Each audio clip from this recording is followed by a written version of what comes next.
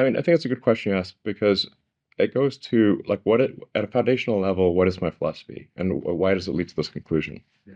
The reason is that when I was a teenager, I had like an existential crisis to try to figure out what's the meaning of life.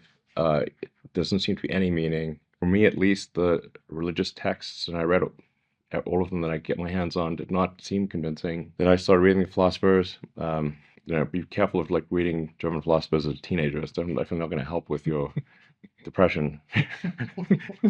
So reading Schopenhauer, Nietzsche, I'm like, huh. Now, as an adult, it's much more manageable, but as a kid, you're like, whoa.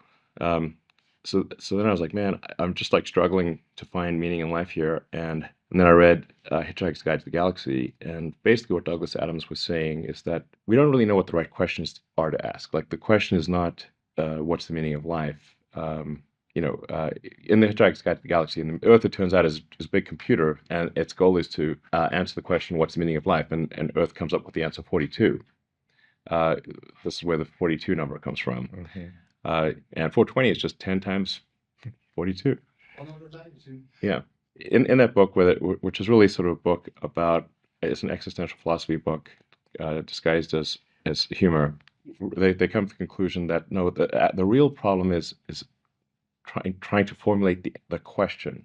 And to really have the right question, you need a much bigger computer than Earth. And so maybe like one way of characterizing this would be to say the the universe is the answer. What is the question? Or what are the questions? The more we can expand the scope and scale of consciousness, the better we can understand what questions to ask about the answer that is the universe. The more we can expand consciousness, become a multi-planet species, ultimately a multicellular species, we have a chance of figuring out what the hell's going on.